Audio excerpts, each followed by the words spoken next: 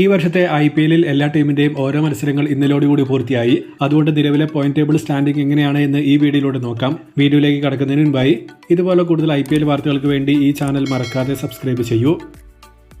നിലവിൽ ഏറ്റവും മോശം റൺ റേറ്റുമായി 10-9 സ്ഥാനങ്ങളിൽ നിൽക്കുന്നത് രാജസ്ഥാൻ, കൊൽക്കത്ത തുടങ്ങിയ രണ്ട് ടീമുകളാണ്. RCB, SRH തുടങ്ങിയ രണ്ട് ടീമുകൾക്കെതിരെ ഏറ്റ കനത്ത പരാജയമാണ് ഇവർക്ക് തിരിച്ചടിയായി മാറിയിരിക്കുന്നത്.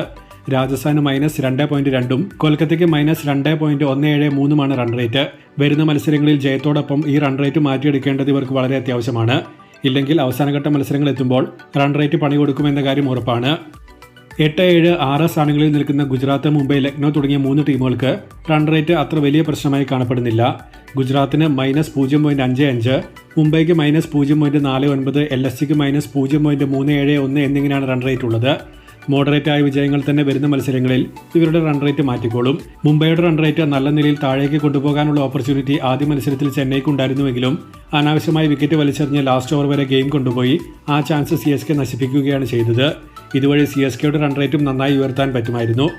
5ാം സ്ഥാനത്ത് ഒരു മത്സരത്തിൽ ഒരു വിജയവുമായി ഡൽഹിയാണ് നിൽക്കുന്നത്. +0.371 അവരുടെ റൺ റേറ്റ്. 4-3 സ്ഥാനങ്ങളിൽ 2 പോയിന്റുമായി CSK, പഞ്ചാബ് തുടങ്ങിയവരാണ് നിൽക്കുന്നത്. ചെന്നൈക്ക് +0.493ഉം പഞ്ചാബിന് +0.55 റൺ റേറ്റ്. 2-1 സ്ഥാനങ്ങളിൽ RCB, SRH എന്നിവരാണ് ഓരോ മത്സരത്തിൽ ഒരു വിജയം നേടി 2 പോയിന്റുമായി നിൽക്കുന്നത്. RCBക്ക് +2.137ഉം SRHന് +2.2ഉമാണ് റൺ റേറ്റ്.